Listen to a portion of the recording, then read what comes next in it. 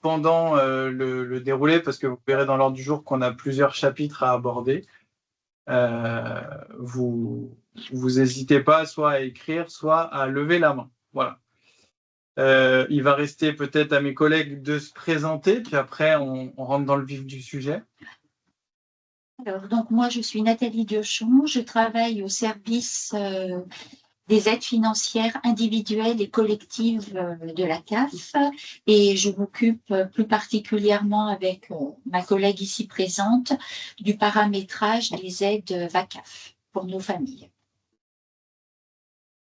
Alors, donc moi, je suis Juliette Morin, je travaille dans le même service que Nathalie et je fais le même travail que Nathalie. Lucille Ferrand, donc je suis la responsable du service des aides financières individuelles et collectives et du coup je m'occuperai aujourd'hui du chat, donc de répondre à vos questions soit en direct si je le peux, soit on les évoquera oralement, on fera des petits temps de pause pour pouvoir y répondre. On fera, je pense, en fonction de... Enfin, si vous avez 0 question, on ne fera pas de foire aux questions. Mais sinon, chaque année, en général, à l'issue du webinaire, on compile un peu les questions que vous avez pu poser et on vous les envoie en complément de toute la documentation. Cette année, il y a eu pas mal de nouveautés, donc on aura pas mal d'informations à vous envoyer.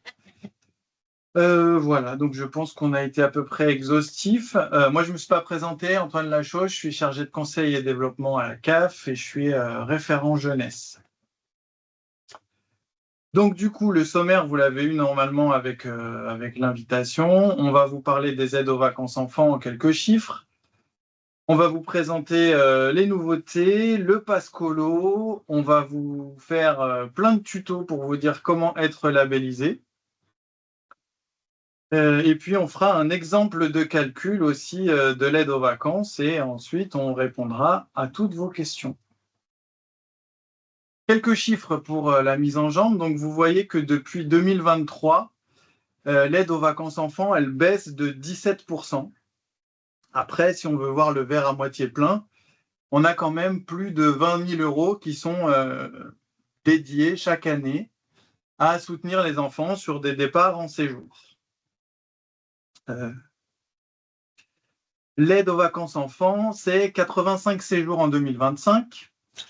C'est 326 enfants qui sont partis et c'est 33 partenaires mobilisés. Donc c'est à peu près le nombre que vous êtes aujourd'hui, sachant qu'on en a déjà qui sont déjà labellisés et qui, je pense, ne sont pas venus participer à la réunion. Enfin, c'était pas interdit.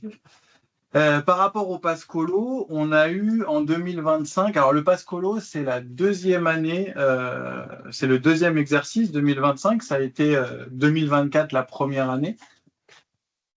Aujourd'hui, on a encore un faible taux de recours sur l'utilisation du pass colo.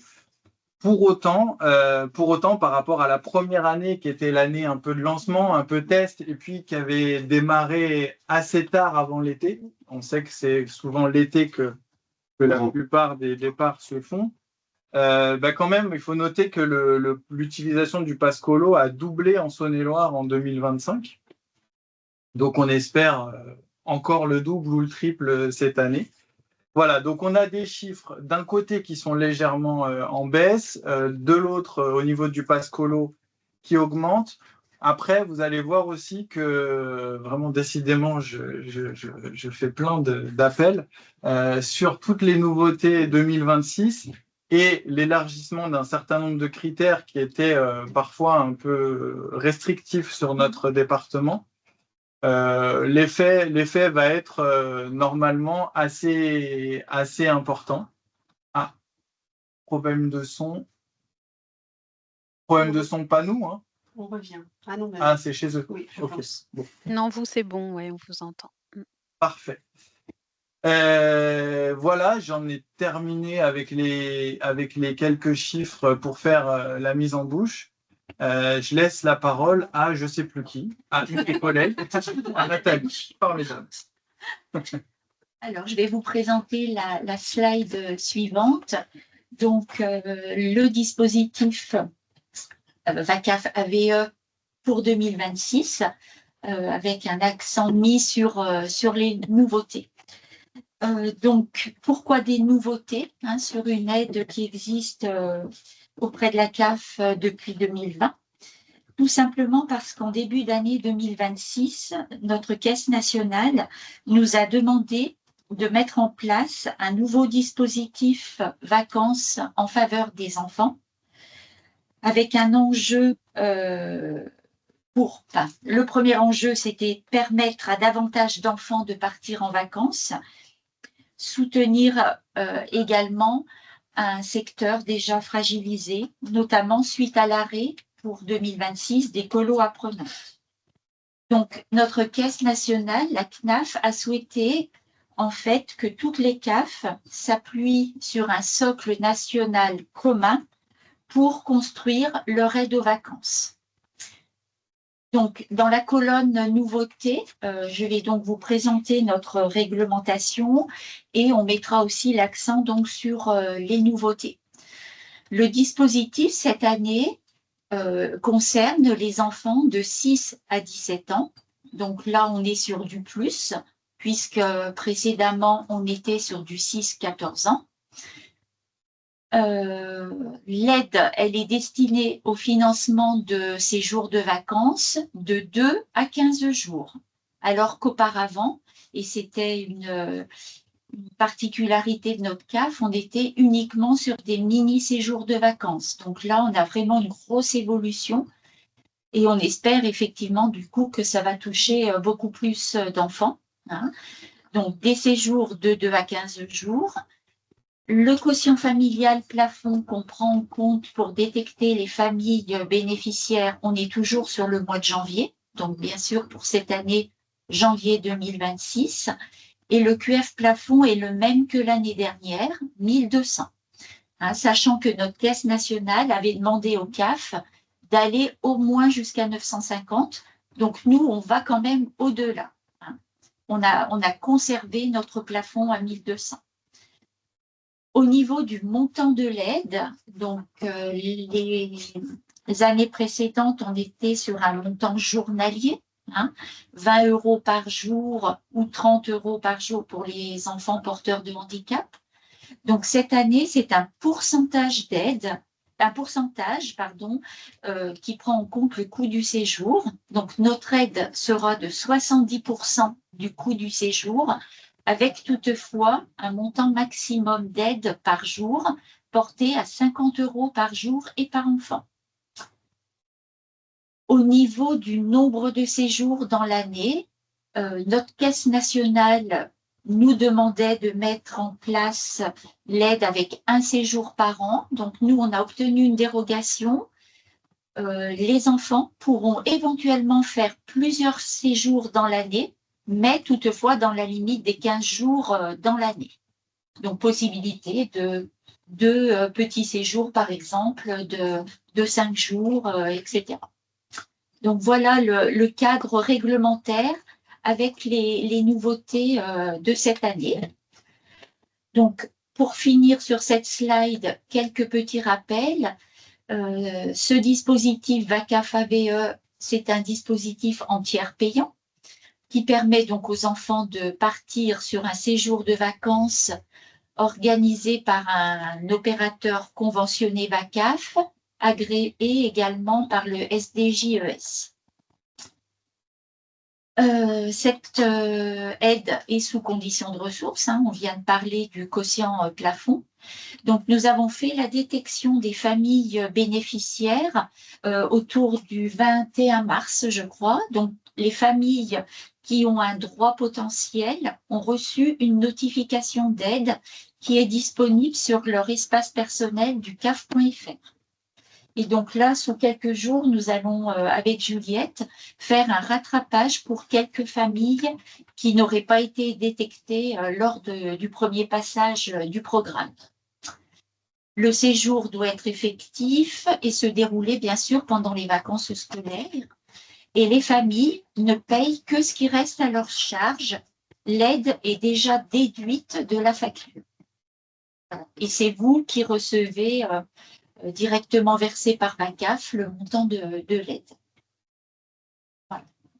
On aura à l'issue de la présentation un exemple de calcul pour illustrer tout ce que vient de dire Nathalie.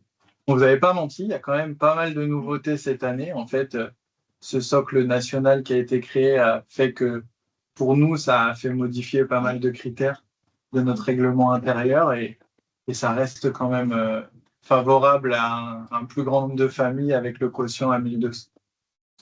Est-ce qu'à ce stade, il y a des questions, des interrogations? Pas de questions dans le chat, juste donc une petite précision. Comme vous pouvez le lire, il y a un maximum donc, de 70% du coût du séjour qui est pris en charge. Et ça, c'était une donnée qu'on n'avait pas nécessairement avant. Enfin, on n'avait pas avant, c'est-à-dire que sur des séjours, des très courts séjours, on pouvait aller au-delà de ces 70%. Donc, pour certaines familles, à partir de cette année, ça va pouvoir avoir un impact. Alors, plus ou moins grand sur le reste à charge, ça va vraiment dépendre du séjour. Pour ces familles, si c'est vous qui allez les rencontrer, on a ouvert la porte d'un accompagnement par notre service du travail social si jamais ce reste à charge devenait un problème ou un frein véritable au départ. Donc, on vous remettra dans le diapo ou dans l'accord aux questions, on verra les contacts pour mail et téléphone de notre service de travail social pour garder cette porte ouverte, puisque c'est un des critères sur lesquels on ne pouvait pas faire de dérogation. Tous les mieux disants que vous voyez dans les nouveautés, c'est que des critères sur lesquels on allait chercher une dérogation pour cette année auprès de la CNAF. Voilà.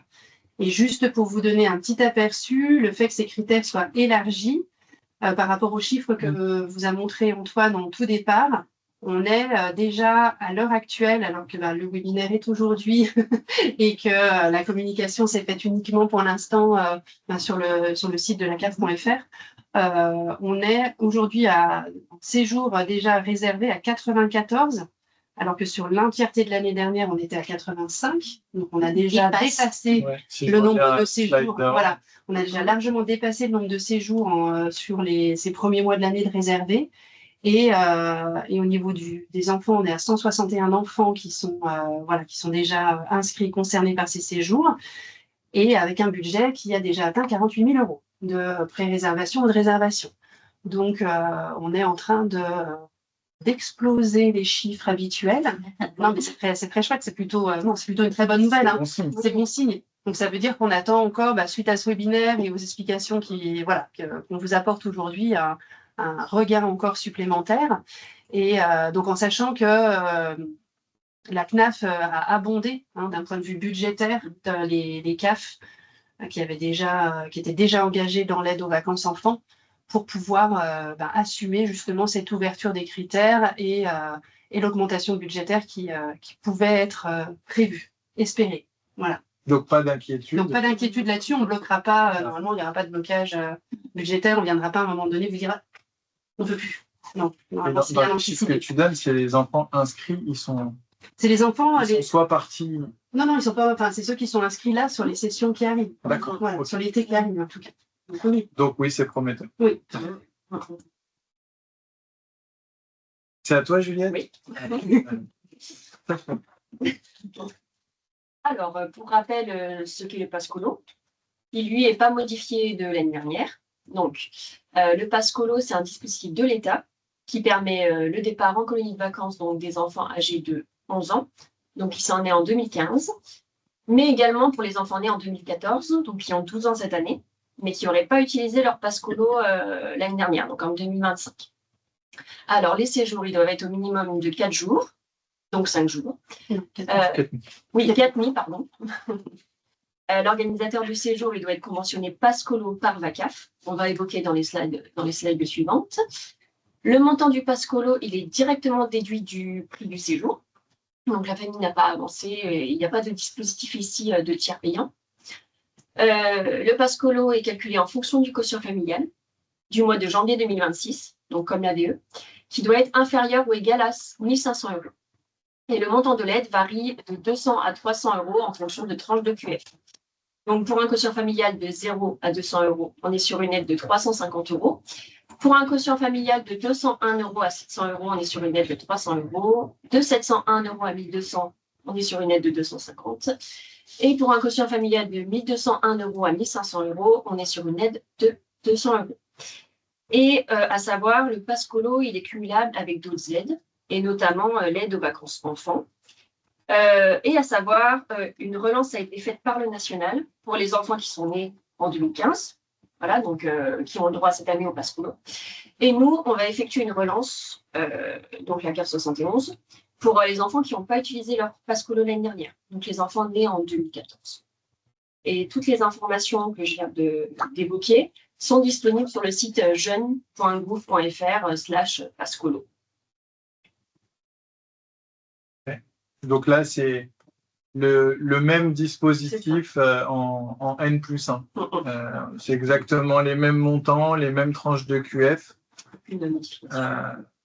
Il y a juste une année de décalage pour les enfants éligibles.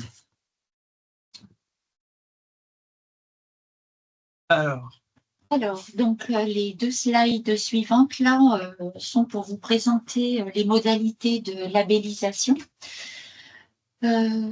Tout d'abord, ce qu'il faut savoir, c'est qu'à compter de cette année, donc à compter de 2026, l'ensemble du processus de labellisation, donc de conventionnement, que ça soit une première demande ou un renouvellement, c'est donc à la main de VACAF.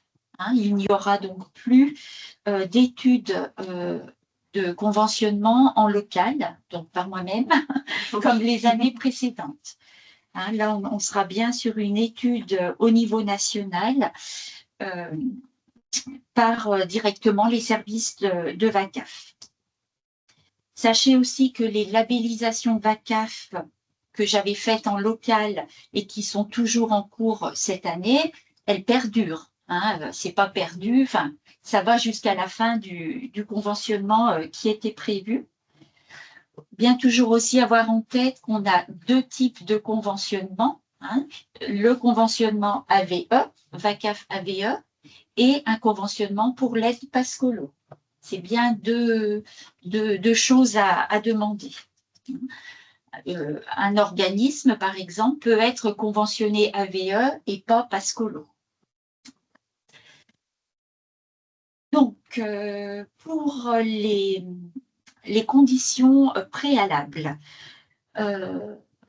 pour obtenir une labellisation. Il y a un cadre réglementaire, donc c'est proposer des séjours pendant les vacances scolaires, c'est accueillir des enfants potentiellement bénéficiaires donc de l'aide de votre territoire, mais aussi de l'ensemble du territoire français.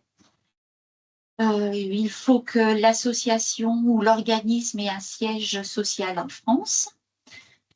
L'une des conditions, c'est aussi de favoriser la mixité des publics accueillis, disposer d'un moyen de communication pour assurer l'info aux familles, donc Internet, un catalogue, des flyers, etc. Bien sûr, respecter les principes de notre charte de laïcité et accepter également la possibilité d'un contrôle sur place ou d'un contrôle sur pièce par les CAF ou VACAF. Donc, on a plusieurs situations en fait. Donc, si vous êtes déjà un organisateur de vacances conventionné AVE ou colo apprenante, donc les demandes de labellisation VACAF ça va être accordé automatiquement pour l'année 2006. Donc pour les organisateurs qui étaient conventionnés AVE ou colo apprenante jusqu'au 31/12 de l'année dernière. Donc cette année, à la demande de renouvellement, il y aura un accord automatique. S'il s'agit d'un nouvel organisateur, donc VACAF va centraliser la demande et va saisir le SDJES avec un délai d'instruction d'1 semaine au maximum. Et il y aura un double avis de ces 2 organismes avant la labellisation. Et si c'est un organisateur qui est en renouvellement 2026, donc VACAF va centraliser la demande de labellisation et va donner un accord provisoire en attente de l'avis du SDJES. Normalement, parmi les participants, Alain Jay est connecté et avec nous et je le remercie de sa présence. Voilà, si jamais il y a aussi des questions. Alors Alain, si tu veux ajouter des choses, bien évidemment, on te laisse la parole. Et puis, Oui, s'il y a des questions aussi, du coup, SDJES. oui, bien sûr, n'hésitez pas. Je suis connecté en effet, je vous entends. Je n'ai pas de questions particulières, pas d'ajout particulier. Merci. Alors, la slide Je suivante. peux passer à la slide Oui, suivante. Vous suivante, n'avez oui. pas. À moins qu'il y ait des questions. Non. Il n'y en a pas pour le moment. Bon, eh bien, on continue. Alors, comment être labellisé? On vous a rappelé en haut à la droite le site 2026.vacaf.org. C'est un site sur lequel vous pouvez mettre à jour vos informations administratives si vous êtes déjà ou si vous avez déjà été labellisé. Et vous pouvez aussi demander via ce site une nouvelle labellisation si besoin. Également demander un conventionnement Pascolo si cela n'a pas encore été fait. Sachez aussi que les organisateurs de séjours déjà conventionnés Pascolo, la convention va jusqu'en 2028, jusqu'au 10 janvier 2028. Donc pour 2026 et 2027, c'est bon. Alors, on a également un autre site qu'il est important là, de mettre en avant. C'est le site partenaire.vacaf.org. Donc là, c'est vraiment le premier site sur lequel l'organisateur de séjour doit aller s'il n'est pas du tout connu pour l'instant de VACAF. C'est le site sur lequel il faut passer pour demander, en fait, créer son accès au site de gestion, créer sa fiche structure, etc. Et après, accéder au site 2026.vacaf.org. On vous a aussi rappelé les pièces qui sont nécessaires pour un nouvel organisateur qui souhaiterait être conventionné. Donc, situation sirène, extrait CABIS, bien sûr les statuts, les projets éducatifs et pédagogiques mais récents, une journée type, comment se déroule une journée type lors d'un séjour, la liste des membres du CA, et puis catalogue, flyer des séjours, etc. Au niveau des deux petits rappels qu'on souhaitait vous faire, une fois que vous avez demandé votre labellisation, il faudra donc saisir les séjours que vous allez proposer aux enfants et puis inscrire les enfants ensuite au fil des inscriptions sur ce site. Donc, on vous montrera également, après cette slide, 2 documents qui ont été bâtis directement par VACAF et qu'on vous mettra à disposition, qui sont très utiles pour aller plus avant. Dans ce que je viens de vous expliquer, il y a vraiment des pas à pas pour la labellisation, des pas à pas pour comment j'inscris un séjour, comment j'inscris un enfant, etc. Et puis, dernier rappel, donc, l'aide Pascolo est déduite en premier, puis toutes les autres aides externes que la famille pourrait avoir, et enfin la VE. Donc ça, c'est ce que Juliette va nous expliquer sur les dernières slides du webinaire. Donc, Lucille, si tu veux montrer les 2 documents. Je vais y aller comme je partage l'écran. Tu veux montrer lequel en premier? N'importe. Donc, on a 2 documents.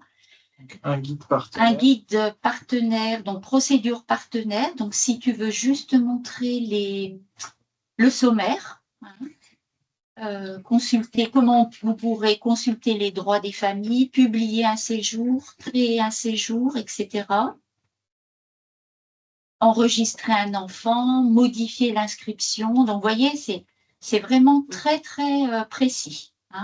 Et puis, l'autre Tu veux que je montre à quoi ça ressemble comme ça? Oui, brièvement éventuellement. Après, il y Voilà, a ça, c'est les présentations. Puis après, je pense qu'il y a des, voilà, il y a des captures. des captures d'écran pour vraiment faire les des droits. pas à pas. Voilà, c'est vraiment très détaillé. Il y a des captures d'écran du site VACAF. Mhm. Normalement, avec tout ça, ça devrait bien se passer. Et l'autre, c'est Donc, convention. l'autre, c'est plus axé sur les étapes du conventionnement ABE et Pascolo pour les nouveaux bénéficiaires, les nouveaux partenaires. Voilà. Donc là, Également avec un pas à pas, des captures d'écran du site. c'est petit. Ouais, c'est petit. Voilà, avec le site de VACAF. Il y a un peu de lecture, mais normalement, ça marche bien. Donc tout ça, toutes ces ressources documentaires, on va les mettre au même endroit sur le site caf.fr. Mhm. Vous y retrouverez toutes les informations et à tous ceux qui ont participé au webinaire, on vous enverra le lien vers le site de la CAF où vous pourrez trouver toutes ces ressources. Je vais juste rajouter un petit quelque chose. Je reviens sur Oui. la présentation. Voilà. En fait, j'ai regardé à ce jour combien d'organismes avaient été conventionnés ou étaient en cours de conventionnement donc par VACAF. Donc, il y a eu 13 demandes pour cette année, pour l'année 2026. Donc, déjà 10 accords ont été donnés par VACAF. 2 dossiers sont en cours avec une demande d'information complémentaire faite aux organismes. Et puis, il y a une demande en attente puisque VACAF étudie les demandes au fur et à mesure des demandes par ordre d'arrivée dans leur plateforme.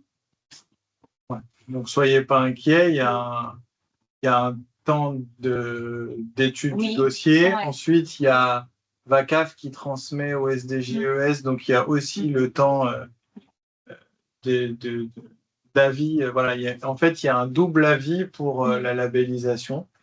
Et donc, je pense que c'est une fois que ces 2 avis sont rendus que vous aurez accès au site pour pouvoir enregistrer les séjours et inscrire les enfants. Voilà, donc ça peut prendre quelques jours. C'est pas parce que vous inscrivez que tout de suite vous allez pouvoir tout faire. De toute façon, on vous donnera aussi tous les contacts qui vont bien pour vous accompagner. Parce qu'en fait, votre demande, elle va se finaliser de toute façon, une fois que tout est accepté, par la signature d'une convention. Et cette signature, elle va vous être transmise via YouSign, c'est une signature électronique. Donc là, dès lors que la convention est signée, donc ça veut dire que c'est accepté et que vous pouvez faire tout le reste au niveau de l'inscription des séjours, des enfants, etc. Bien. On sort les calculatrices? Oui. Allez. Alors, au niveau du calcul de l'aide aux vacances enfants, en premier lieu, on vous a mis que justement le calcul de l'ABE se base justement sur le coût de base et non le coût brut. Et on vous a mis un exemple justement pour différencier les deux. Donc ici, on est sur un séjour à la neige de 7 jours. Le coût brut est de 1 000 €. Et ici, dans cet exemple, la collectivité, elle applique un tarif différencié selon les tranches de QF. Donc, pour un quotient familial entre 0 et 500 €, on est sur une aide sur un séjour de 800 € au lieu de 1 000 €. Pour un quotient familial entre 501 € et 1 000 €, on est sur un coût de 900 € au lieu de 1 000 €. Et au-delà de 1 000 €, on est sur un coût du séjour à 1 000 €. Donc voilà, et ici, on est sur la famille de Pierre, qui a un quotient familial du coup en janvier 2026 d'un montant de 750 €, qui se trouve donc dans la tranche de QF pour un coût du séjour à 900 €. Voilà. Donc le coût du séjour pour l'enfant Pierre, donc on se base, le coût de base est de 900 €. Donc ensuite, comme m'a dit Nathalie, on doit enlever en fait les autres aides dont peuvent bénéficier de la famille. Donc ici, la famille de Pierre, elle a le droit au Pascolo Donc, ça veut dire que Pierre, soit a 11 ans cette année, soit a 12 ans cette année, mais n'a pas utilisé son passe colo l'année dernière. Et la famille de Pierre, elle a aussi une aide externe du Centre communal d'action sociale d'un montant de 50 €. Donc, en fait, on note aux 900 € du coût de base le montant du passe colo, 250 €, et le montant de l'aide externe du CCAS, donc ce qui donne 600 €. Et ensuite, pour calculer le montant de l'aide aux vacances enfants, donc pour rappel, on est sur, comme l'a dit Nathalie, 70% du coût du séjour dans la limite de 50 € par jour. Donc ici, on va diviser les 600 € par 7, ce qui donne 85,71 € par jour, qu'on multiplie par 70%, ce qui donne 60, sauf qu'on plafonne à 50 € par jour.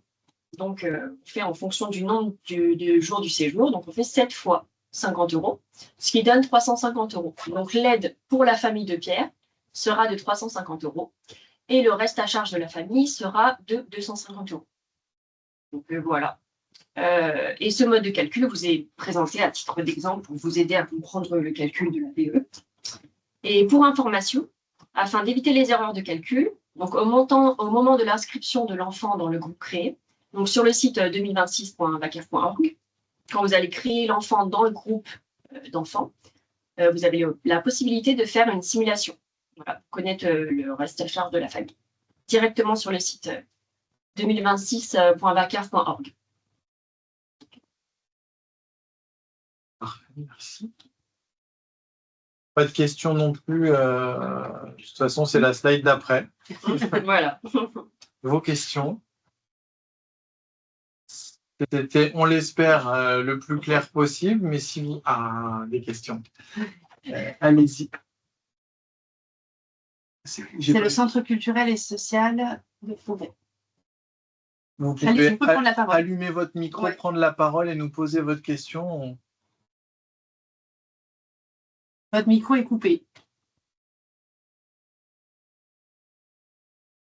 Et si vous n'arrivez pas à rallumer le micro, vous pouvez aussi nous écrire la question. Oui, non, j'arrive pas à allumer le micro. Voilà. Eh bien, vous pouvez nous écrire votre question au même endroit. Voilà, et puis on va essayer d'y répondre. Je ne sais pas s'il y avait d'autres questions en attendant.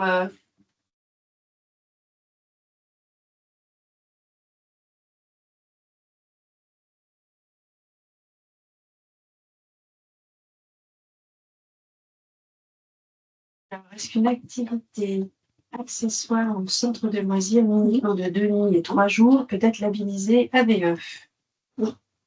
Oui. La réponse est oui. C'est à partir de 2 nuits. Oui, et 3 jours. C'est le minimum en fait. 3 jours, ouais. C'est le point de départ. Ouais. Et en sachant que, on l'a pas dit, mais là, les aides VACAF sont rétroactives. C'est-à-dire que si vous êtes labellisé maintenant, mais que vous inscrivez des séjours au ski, si vous êtes si vous avez l'enfant Pierre dans vos effectifs, c'est possible en fait. Hein, parce que là, tout ça s'est mis en place un peu tardivement aussi avec les modifications. Donc, en tout cas, c'est bien rétroactif. Si vous êtes labellisé là en avril et que vous avez fait déjà des séjours en février ou pendant les vacances de Pâques, vous pouvez les inscrire. Vous pouvez les inscrire maintenant malgré tout. Ouais. C'est rétroactif au 1er janvier 2026. Oui, c'est ça. Je sais pas si sur les vacances c'était à cheval peut-être.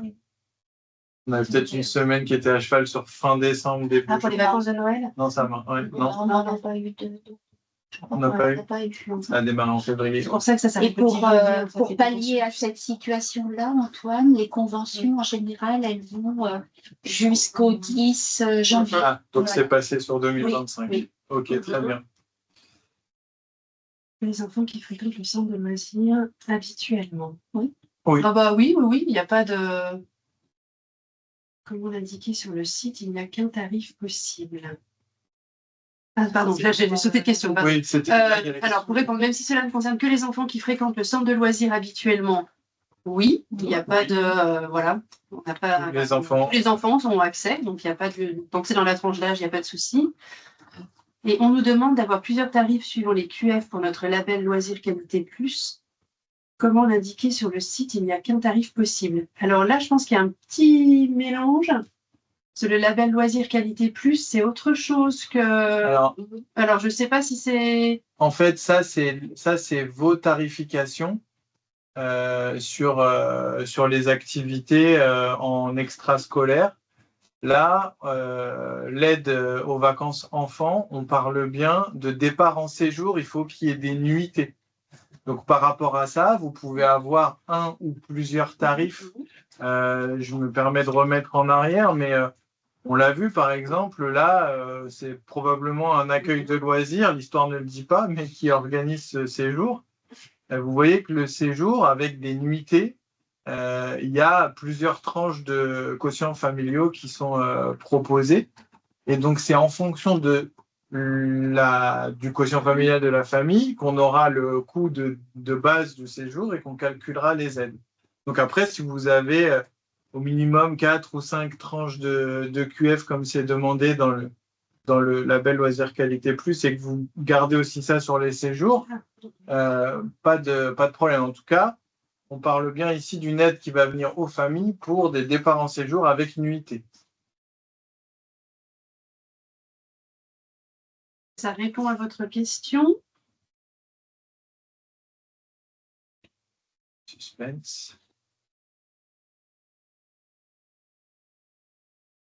En attendant d'être sûr qu'on ait répondu à la question, est-ce qu'il y a d'autres interventions, d'autres interrogations, d'autres questions?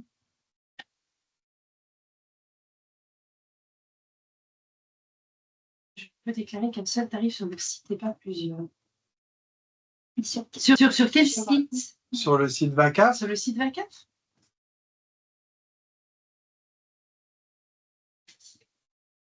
Il n'y a qu'un seul coût de séjour? C'est bizarre.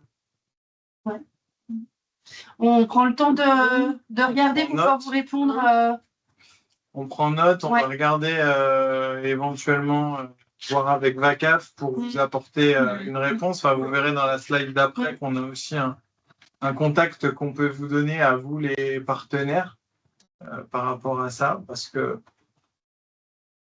comme l'exemple l'illustre, normalement, vos coûts de séjour, ils peuvent être modulés. Donc, normalement, il doit y avoir possibilité de les déclarer. Et ça veut dire que parmi vous, il y a des personnes qui sont déjà allées sur le site VACAF. Donc, pareil, si vous avez des témoignages ou Si c'est facile, ça rassurera les autres. Si c'est difficile, nous, on peut aussi prendre note et faire remonter. Comprenez que nous, on n'a pas la main sur l'applicatif VACAF. Donc, on peut communiquer avec VACAF, faire remonter des difficultés. En revanche, c'est des choses qui sont pas gérées par notre service directement.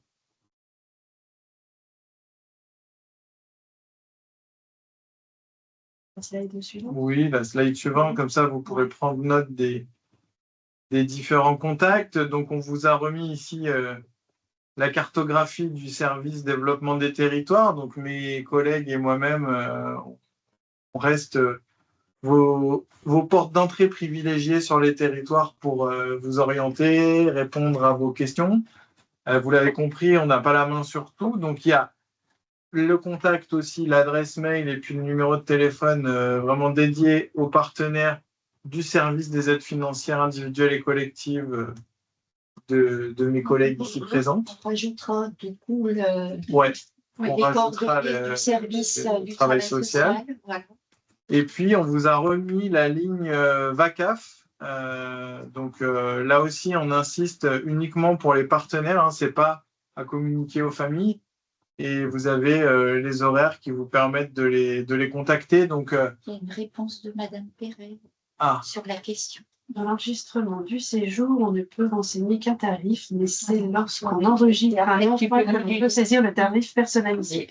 Ok. Merci Léa pour ce tuto en direct. C'est parfait. Ok. C'est pas très intuitif comme ça, mais au moins c'est pas bloquant. Donc vous rentrez un tarif et ensuite vous allez le modifier. On pourra peut-être quand même nous se permettre de faire remonter à VACAF pour leur dire que c'est pas forcément génial. Alors une autre question. labellisation 2026. 6, déclaration d'un séjour en avril fête, facilité de saisie sur le site VACAF, en prenant en compte le tarif attribué à chaque enfant en fonction de son QF. Donc, un retour retour positif. retour d'expérience positive. Merci, Mieux. Chantal. Merci beaucoup. Ouais. Ça marche, donc ça marche. Donc, c'est On vous a pas C'est menti. bien. C'est plutôt une bonne nouvelle.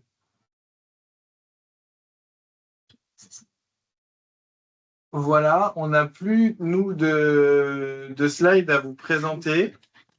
On est tout oui, on est là pour répondre à vos questions. Profitez-en.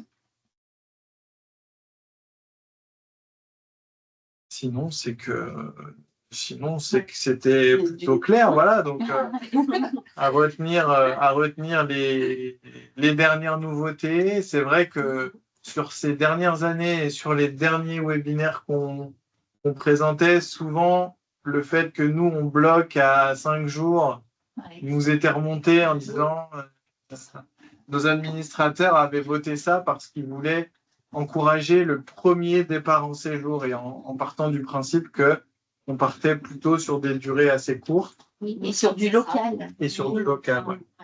Là, on a profité de ce socle national pour pouvoir étendre tout ça. Donc, ce sera une année un peu test pour voir jusqu'où on va consommer l'enveloppe. C'est ça, ça va être une année un peu test, en sachant que sur 2027, le socle national qui sera déployé de manière complète prendra en compte l'étude de cette année par rapport à ce que toutes les CAF ont pu faire et mettre en place, mais ça deviendra un socle national. C'est-à-dire que l'année 2027, on n'aura plus la latitude d'aller essayer de déroger sur certaines règles pour que ça soit ça soit le plus simple. Là, nous, on a vraiment essayé de faire en sorte que ça soit le plus simple et le plus cohérent entre l'offre nationale qui démarre et puis la nôtre qui était déjà en place. Et après, si vous avez des questions qui vous viennent après coup, vous n'hésitez pas non plus à les faire passer, soit par le biais de votre chargé de conseil en développement, soit par le biais de l'adresse mail que vous avez qui est affichée à l'écran. Voilà, donc le temps de compiler tous les dossiers, de voir avec notre service com pour que ce soit en ligne sur le caf.fr. Je pense que d'ici la semaine prochaine, raisonnablement, on vous envoie le lien pour accéder à tout ça. Oui. Voilà. Sachant que toutes les infos qu'on vous a données aujourd'hui sont déjà disponibles sur les pages nationales du caf.fr. Voilà. Les trois quarts. Local. On a encore Et une même en local aussi. Ah, une petite dernière. Est-ce qu'il y a une date butoir pour demander les labellisations? On peut le faire toute l'année. Bien, a priori, vous pouvez le faire toute l'année. Il n'y a pas de date butoir pour moi.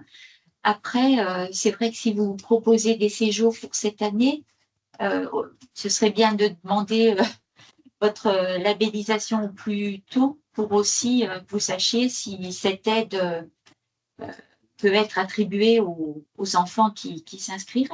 Mais en fait, il n'y a pas de date butoir. Mais un petit risque à demander la labellisation après l'été. après l'été, quand même. Oui, Ah, voilà. Ouais. Oui, c'est là que le gros des séjours vont se passer. Voilà. Donc.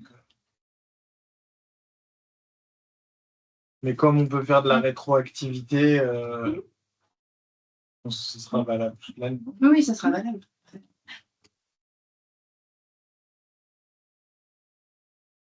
Voilà, donc on se retrouve l'année prochaine pour faire le bilan de cette année 2026. Peut-être un peu plus tôt. Oui, là on l'a fait un peu plus. Souvent c'est en avril. Oui. Souvent c'est en avril, mars-avril. Bon là on est proche de mai, c'est vrai. Oui, mais on en fait, ça a été plus long suite à ces nouvelles dispositions.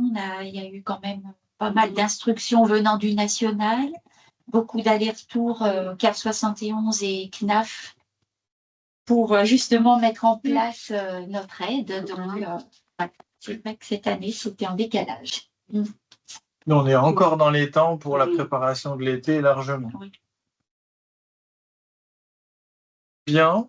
si vous n'avez pas d'autres remarques, questions, interrogations, inquiétudes, on va vous souhaiter une bonne semaine.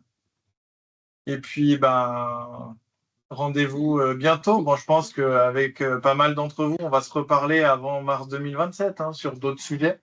Mais en tout cas, voilà, n'hésitez pas à revenir vers nous si besoin. Bonne journée. Merci. Bonne journée. Au revoir. Au Bonne revoir. journée.